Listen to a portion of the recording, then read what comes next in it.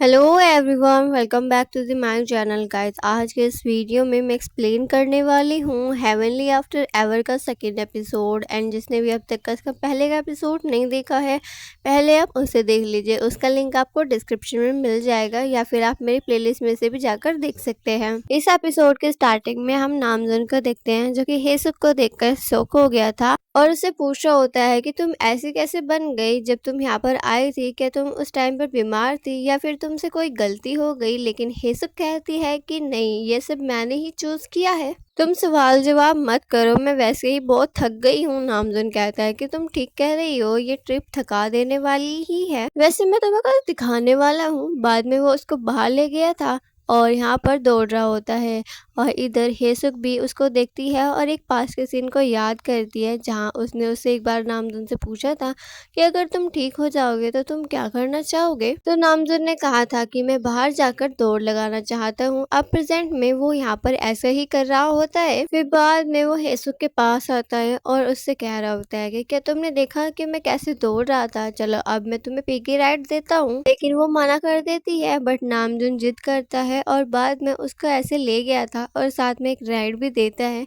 फिर वो उसको अपने घर पर ले गया था और वहाँ पर अपना घर दिखा रहा होता है और साथ ही में बेडरूम को भी दिखाता है। नामजुन कह रहा होता है कि जब हम हनीमून पर गए थे तो हमने कैसे क्या क्या किया था, मैंने कैसे तुम्हें उठाया था और बाद में उसको उठाने की ट्राई कर रहा होता है। लेकिन हेसुक कहती है कि रहने दो, मैं रेस्ट करना चाहती हूँ और अब तुम यहाँ से जा सकते हो। लेकिन नामजुन उससे इसके बारे में पूछने लगता है और कह रहा होता है कि ये सब कैसे हुआ। तो हेसुक कह देती है कि ये सब तुम्हारी ही गलती है, तुमने कहा था कि मैं 80 की एज में बहुत ज्यादा प्रिटी दिखती हूँ। तो नामजुन कह रहा होता है कि मैंने सही तो कहा था, तुम चाहे 25 की हो या 40 की या फिर 80 की, मुझे कोई फर्क नहीं पड़ता। लेकिन हेसु कहती है कि मुझे तो फर्क पड़ता है। बाद में इसको यहाँ से भेज देती है और अगले सीन में वो बाहर आउटिंग के लिए जाने वाले थी। नामजुन कह रहा होता है कि मैं भी साथ में चलता हूँ, लेकिन वो मना कर देती है। अब हेसुक बाहर पार्क में आकर बैठ जाती है एंड वो वहाँ पर सभी लोगों को देख रही होती है जो कि सभी के सभी यंग होते हैं। लेकिन हेसुक ही यहाँ पर अकेली बूढ़ी होती है। तभी पास ही में हम एक लड़की को भी देखते हैं जो कि उसी को देख रही होती है और इधर हेसुक को नहीं पता होता कि ये कौन है। इसके बाद वो लड़की वहां से गायब हो गई थी। इधर फिर हेसुक अपने आप को कोस रही होती है कि मैंने ये सब क्या कर लिया, मुझे भी यंग होना था, या फिर इसके बजाय तुम हेल में ही चली जाती। इसके बाद हमें रात का सीन दिखाया जाता है जहाँ पर हेसुक अपने कमरे में होती है और वो नामजुन के बारे में ही सोच रही होती है कि कैसे वो दौड़ लगा रहे थे। और हेसुक फिर अपने आप से कह रही होती है कि सब कुछ ठीक है, जब तक वो हैप्पी है तो मैं भी हैप्पी हूँ। फिर नेक्स्ट मॉर्निंग हम नामजुन को देखते हैं जो कि तैयार हो गया था और हेसुक के पास आता है। हेसुक उसको देखती है और उसे पूछ रही होती है कि तुम कहाँ पर जा रहे हो। तो नामजुन कह रहा होता है कि मैं यहाँ पर काम भी करता हूँ। हेसुक कहती है कि कौन सा काम करते हो। तो नामजुन कहता है कि तुम मेरे साथ चलो, तुम्हें पता चल जाएगा। फिर वो उसको अपनी टाई बांधने के लिए कहता है तो हेसुक उसकी टाई बांध देती है। इधर नामजुन अपने पुराने दिनों को याद कर रहा होता है और कह रहा होता है कि तुम कैसे मेरी पहले टाई बांधा करती थी और उसके बाद मेरी बम पर एक थप्पड़ मारा करती थी, क्या तुम अब भी ऐसा कर पाओगी। फिर वो अपनी बम को बाहर निकाल लेता है थप्पड़ खाने के लिए। लेकिन हेसु कहती है कि चलो चलते हैं। फिर वो लोग हेवन स्पोर्ट्स सेंटर में आ रहे थे। आसपास में लोग भी होते हैं जो कि हेसु को बड़ी हैरानी से देख रहे होते हैं और इसके बाद वो अंदर आ जाते हैं। यहाँ पर हेसुक अपने सामने एक आदमी को देखती है जो कि एक्सीलेटर पर होता है और नीचे आ रहा होता है। हेसुक को लगता है कि ये गॉड है। फिर वो उनके पास आ जाती है और उनसे अपने हेल्प करने के लिए कहती है। हेसु यहाँ पर यंग बनना चाहती थी, ये बात कहने वाली थी, लेकिन सामने वाला कह रहा होता है कि मैं कोई गॉड नहीं हूँ, मैं तो बस यहाँ का डायरेक्टर हूँ। तो नामजुन उसे वहां से ले जाता है और एक कमरे में ले आता है जहाँ पर वो दिखा रहा होता है कि यहाँ पर चारों तरफ कैमरे लगे हुए हैं। हम सभी लोग यहाँ पर देख रहे होते हैं। हालांकि उन लोगों को लग रहा होता है कि उन्हें कोई नहीं देख रहा, लेकिन हम उन लोगों को 24 घंटे देख रहे होते हैं। आज मैं उसको बाहर ले आया था जहाँ पर एक आदमी रास्ता भटक रहा होता है और वो हेसुक को देखकर उसके पास आ रहा होता है, लेकिन नामजुन उसको दूर कर देता है। ये देखकर वो इम्प्रेस हो जाती है। अब अंदर हॉल में एक सेमिनार होने वाला था। नामजुन हेसु से कह रहा होता है कि तुम यहीं पर रहना, मैं तुम्हें बाद में लेने के लिए आ जाऊंगा। हेसु कहती है कि ठीक है, फिर वो भी अंदर आ जाती है। यहाँ पर एक छोटी बच्ची को देखती है और वो उसको हाय कहती है, लेकिन जब वो लड़की बोलती है तब हम यहाँ पर देखते हैं कि वो तो एक बूढ़ी महिला होती है। पास ही में उसके एक लड़की भी बैठी हुई थी, वो बता रही होती है कि ये मेरी सास है। फिर हम एक फ्लैशबैक देखते हैं जहाँ पर वो लड़की हॉस्पिटल में होती है और मरने की लाइन पर होती है और इसके पास उसकी सास होती है। तो वो अपनी सास से कहती है कि आपने मेरी बहुत सेवा की है, मैं चाहती हूँ कि हम अगले जन्म में फिर से मिले और आप मेरी बेटी के रूप में पैदा हो ताकि मैं भी आपकी सेवा कर सकूं। और इधर हेवन में ऐसा ही हो रहा होता है और इसके बाद डायरेक्टर यहाँ पर आ जाते हैं और अपना सेशन शुरू करते हैं। डायरेक्टर यहाँ पर कह रहे होते हैं कि अर्थ और हेवन लगभग सेम ही है, हालांकि यहाँ पर ये डिफरेंस है कि आप जो काम अर्थ पर नहीं कर पा रहे थे, अब वो काम आप यहाँ पर कर सकते हैं। अर्थ पर आप लोग काफी बिजी लाइफ जी रहे थे, लेकिन यहाँ पर आप लोग अपने काम कर सकते हैं। लेकिन ये बात मत सोचना कि अगर आप हेवन में आ गए तो आप फिर हेल में नहीं जा पाओगे। अगर आपने कोई भी गलती की तो आप सीधा हेल में जा सकते हो। फिर बाद में बता रहे होते हैं कि वे कौन कौन सी गलतियां हैं जिन्हें करने से आप सीधा हेल में चले जाओगे, जैसे दूसरों के साथ रूडली बात करना, गाली देना और उंगली दिखाना, बालों को खींचना या फिर फाइट करना। ये वे काम होते हैं जो कि आपको हेल में भेज सकते हैं। और इधर सेमिनार खत्म होने के बाद हेसुक बाहर आ जाती है। वो यहाँ पर कुछ लोगों को देखती है जो कि लोगों के इंटरव्यू ले रहे थे। ये देखकर हेसुक छिप जाती है, बट कुछ टाइम के बाद फिर से यहाँ पर वो एक लड़की को देखती है जो कि उसे ही देख रही थी और वो लड़की बाद में गायब हो गई थी। हेसुक कह रही होती है कि ये कौन है, आखिर बार बार मुझे घूरती रहती है। इसके बाद हेसुक नीचे आ जाती है जहाँ पर वो नामजुन को देखती है, लेकिन वो उसको नहीं बुलाती क्योंकि यहाँ पर बहुत सारे लोग होते हैं और उसे लग रहा होता है कि अगर वो उसको बुलाएगी तो मुझे ही एम्बेरसमेंट होगी। बट इधर नामजुन ने उसे देख लिया होता है, वो भी उसे जोर से आवाज नहीं लगाता, वो सीधा इसके पास आता है और साथ में खाना खाने के लिए कहता है। फिर वो लोग कैफेटेरिया में आ गए थे जहाँ पर नामजुन उसे बता रहा होता है कि तुम अपना हाथ यहाँ पर रखना और तुम्हारे मन में जो भी होगा या फिर या तुम्हें जो भी खाने का मन होगा वो ऑटोमेटिकली तुम्हारे सामने आ जाएगा। इसके बाद हेसुक भी ट्राई करती है और ऐसा ही होता है। फिर वो नामजुन को बता रही होती है कि उसने ये ड्रेस क्यों चूज की है। जब हम दोनों की पहली डेट थी तब हमने यही खाया था। नामजुन भी याद करता है और कहता है कि तो हाँ, तुम सही कह रही हो। फिर दोनों शाम को जब अपने घर पर जा रहे थे तो नामजुन यहाँ पर एक सीन को याद करता है कि जब वो अपने घर पर सोया हुआ था और नामजुन बाहर काम के लिए जा रही होती है तो वो कह रही थी कि क्या आज बारिश होगी, क्या मैं अम्ब्रेला ले जाऊं। तो नामजुन बाहर आसमान को देखता है और बाद में कहता है कि नहीं होगी, लेकिन अगले सीन में अब बारिश हो रही थी। नामजुन उठकर बाहर जाना चाहता था लेकिन ऐसा नहीं कर पाता।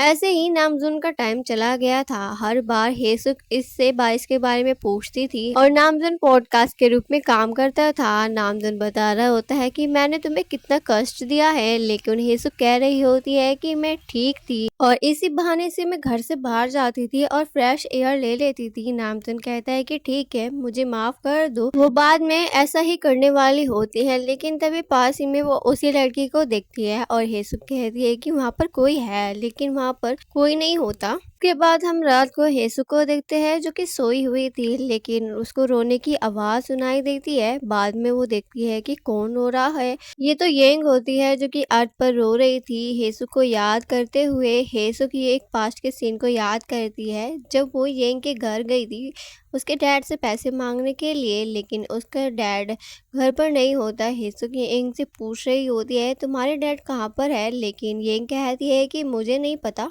हेसु कहती है कि मुझे मेरे पैसे चाहिए और मैं यहाँ से ऐसे नहीं जाने वाली, और बाद में वो वहीं पर ही सो जाती है। लेकिन रात को वो देखती है कि येंग सोई हुई है, लेकिन हेसुक यहाँ देखती है कि फर्श बहुत ठंडा है और येंग अब सो चुकी है, तो वो उसके ऊपर कंबल डाल देती है ताकि उसे ठंड न लगे। अगले दिन भी उसका डैड नहीं आते। हेसुक कहती है कि मैं यहीं पर ही रहूंगी, येंग ने कह दिया था कि तुम्हारी मर्जी। बाद में वो स्कूल के लिए जा रही होती है, लेकिन हेसु उससे कहती है कि तुम्हारा लंच बॉक्स कहाँ पर है। येंग कहती है कि मुझे नहीं चाहिए, लेकिन स्कूल टाइम में हम यहाँ पर देखते हैं कि जब वो पानी पी रही होती है तब हेसुक उसके लिए खाना लेकर आ जाती है और उसको बाद में खिलाती भी है। अगले सीन में जब वो उसके घर आती है तब वो देखती है कि उसके डैड ने उसको बहुत मारा है। हेसुक येंग के पास आती है और उससे पूछती है कि तुम्हें इतनी चोट लग गई है, तुम रो क्यों नहीं रही हो? तो वो कहती है कि अगर मैं रोऊंगी तो मेरे डैड मुझे और मारेंगे। उसके बाद हेसुक एक कॉन्ट्रैक्ट तैयार करती है और उसके डैड से कहती है कि अगर तुम पैसे नहीं दे पाओगे तो मैं तुम्हारी बेटी को अपने साथ ले जाऊंगी। तो वो आदमी भी इस बात के लिए एग्री करता है और इस कॉन्ट्रैक्ट पर स्टैंप कर देता है। अगले सीन में हेसुक फिर से सेमिनार के लिए आती है। उसके साथ नामजुन भी होता है। नामजुन उसे वहाँ पर छोड़कर अपने काम पर चला गया था। इधर हेसुक उस डिपार्टमेंट में ना जाकर एक और डिपार्टमेंट को देखती है। हेसुक अपने आप से कहती है कि आज मैं यहाँ पर नहीं जाऊंगी, आज तो मैं इस डिपार्टमेंट में जाऊंगी।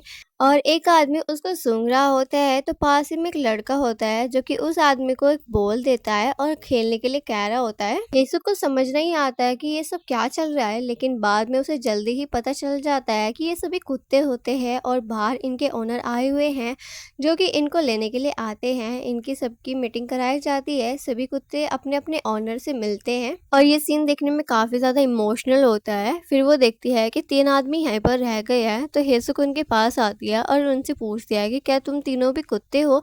तो वो हाँ भरते हैं। फिर वो तीनों पास के सीन को याद करते हुए बताते हैं कि हमारे साथ क्या हुआ था। वो बताते हैं कि हम तीनों खाना खा रहे थे, लेकिन तभी पीछे से 3 आदमी आते हैं और उनको पकड़ लेते हैं और उनको डॉग शेल्टर में ले आते हैं। वहाँ पर कई कुत्ते और भी होते हैं, उनको अडॉप्ट करने के लिए लोग आ गए थे और वे सभी यहाँ से चले गए थे, लेकिन हम तीनों रह जाते हैं, हमें लेने के लिए कोई नहीं आता। फिर बाद में डॉक्टर हमें एक इंजेक्शन लगा रहा होता है, वो शायद हमारी लाइफ खत्म कर देता है क्योंकि इंजेक्शन लगाने से पहले उसने सॉरी कहा था। तभी उन तीनों आदमियों के पास एक लड़की आती है जो कि बॉल को फेंकती है, तो वो तीनों बॉल के पीछे भाग जाती है और कुत्ते बन जाते हैं। लड़की बाद में हेसुक के पास आती है और उससे कहती है कि तुम्हारा नाम क्या है? हेसुक ने बता दिया था। फिर लड़की कहती है कि तुम्हें कौन सा खिलौना पसंद है, लेकिन हेसुक कहती है कि मैं कोई डॉग नहीं हूँ। लेकिन लड़की कहती है कि सभी ह्यूमंस पहले ऐसे ही कहते हैं। बाद में उसके पास खिलौना ला रही होती है, लेकिन हेसुक चली जाती है और पास में जाकर बैठ जाती है। तभी सामने फिर से वही लड़की आती है।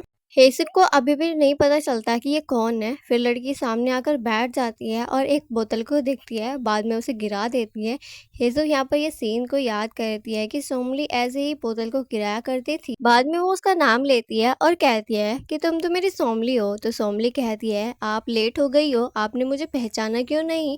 और बाद में वो थोड़ा नाराज हो जाती है। हेसुक कहती है कि मैं तुम्हारी माँ हूँ, तुम मुझसे ऐसी बातें क्यों कर रही हो? तो सोमली कहती है कि आपने काम ही ऐसा किया है। तो हेसुक कहती है कि फिर भी मैं तुम्हारी ग्रेटफुल हूँ, तुमने मेरे हस्बैंड को बचाया था। सोमली कहती है कि ठीक है, लेकिन तुमने अपने आप को चेंज क्यों नहीं किया? हेसुक पूछ रही होती है क्या मैं तुम्हें भी स्ट्रेंज लगती हूँ? तो वो हाँ भरती है। सोमली बता रही होती है कि सभी लोग यहाँ पर यंग है, लेकिन तुम नहीं हो, क्या तुम यहाँ पर ऐसे ही जीना चाहती हो? फिर नामजुन यहाँ पर आ रहा होता है, तो ये देखकर सोमली यहाँ से चली जाती है। अब हेसुक नामजुन से कह देती है कि मैं यहाँ पर ऐसे नहीं रह सकती। बाद में वो लोग हेल्प सेंटर आते हैं जहाँ पर नामजुन ने बता दिया था कि मेरी पत्नी को यंग बनना है, लेकिन लड़की कहती है कि अब ऐसा नहीं हो सकता, अब इनकी चॉइस को चेंज नहीं किया जा सकता। नामजुन काफी रिक्वेस्ट भी करता है, लेकिन कुछ नहीं होता। हेसुक बाद में कहती है कि ठीक है, तो तुम मेरे पति को ही बूढ़ा बना दो। लड़की थोड़ा सोचती है और कहती है कि शायद ये हो सकता है, लेकिन नामजुन ऐसा नहीं चाहता। हेसुक कह रही होती है कि तुम मेरे साथ नहीं रहना चाहते। नामजुन को हाँ करनी पड़ती है, लेकिन हेसुक ये भी देखती है कि ये तो रो रहा होता है। फिर ये दोनों जब घर पर आ रहे होते हैं तो नामजुन कह रहा होता है कि मुझे डॉक्टर से पूछना चाहिए क्या तुम यंग बन जाओगी या फिर नहीं। बट हेसुक कह रही होती है कि रहने दो, अब मैं जैसे भी हूँ ठीक हूँ। बाद में नामजुन कह रहा होता है कि तुम्हें मेरी वजह से कितना कुछ सहना पड़ा है, कि कैसे लोग तुम्हारे ऊपर पानी गिराया करते थे और तुम्हें गाली देते थे। हेसुक पूछती है कि तुम ये सब जानते हो? नामजुन ने कह दिया था कि जो भी केयर टेकर हमारे घर आया करती थी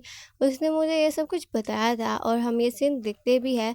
ये महिला इसको बता रही होती है कि तुम्हारी पत्नी के साथ क्या क्या होता है। नामजुन कह रहा होता है कि मैं जल्दी मरना चाहता था ताकि तुम हैप्पी रह सको, लेकिन ऐसा नहीं कर पाया। मैं तुम्हें उस टाइम अम्ब्रेला देना चाहता था, लेकिन ऐसा नहीं कर पाया। हेसुक कह देती है कि तुम्हारे सभी पॉडकास्ट गलत होते थे और बाद में वो उसे गले लगा लेती है। अगले सीन में हम देखते हैं कि अर्थ पर येंग एक सुमन के पास आई हुई थी। और उससे हेसू के बारे में बात कर रही थी। समन यहाँ पर ऐसे बातें करती है मानो इसके अंदर हेसू आ गई हो। यिंग कहती है कि तुम हेसू हो ना। समन भी हाँ भरती है और कहती है कि मैंने तुम्हें पीछे छोड़ दिया है, मैं इस बात को सहन नहीं कर सकती। यिंग कहती है कि तुम चिंता मत करो, मैं तुम्हारे पास आ रही हूँ, मैं तुम्हें एक पिगी राइड भी दूंगी। और बाद में यिंग बाहर भाग जाती है और खुद को मरवा लेती है। हम बस यहाँ पर एक एक्सीडेंट की आवाज सुनते हैं, ना कि हमें वो एक्सीडेंट दिखाया जाता।